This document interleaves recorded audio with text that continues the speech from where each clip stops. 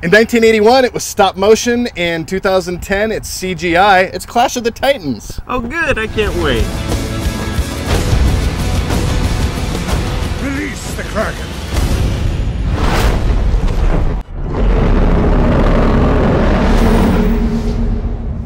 Hi, I'm Eric. And I'm Trevor from SceneStealers.com. And Clash of the Titans came out in 1981. There's a lot of love currently around. People remember this movie, probably because, like me, they were really young when it first came out. But what do they remember it for, mainly? Well, I wasn't born yet. Oh, okay. I remember it on TBS every Sunday. I think they had a contract where they just had to show it every Sunday from 1986 to last year. The sad thing about the movie is, as I walked out of it, the nicest thing I could think of was that it moves along at an even clip.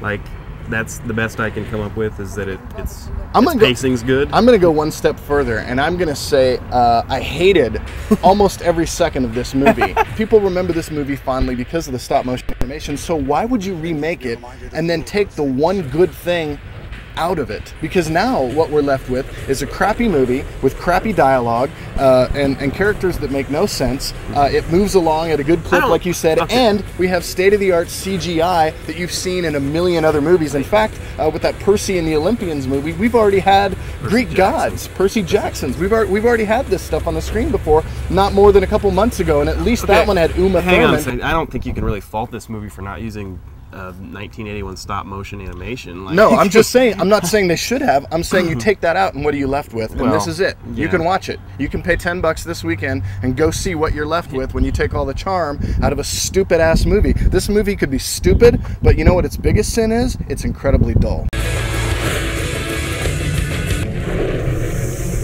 One day, somebody's gonna have to make a stand. One day, somebody's got to say enough. If I do this, I do it as a man. But you are not just a man. The biggest problem with the movie to me was I don't know if I've seen a movie recently that banks on the fact that you've seen other movies like it as much as Clash of the Titans does. It counts on it. It counts on it because they don't develop any relationships between characters. They just assume that you know that those relationships should be there.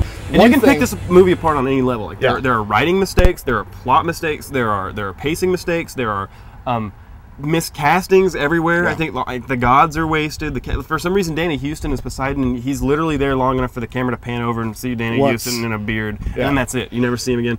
There are some nice CGI effects, nothing you've never seen before. The Kraken sequence is really well done.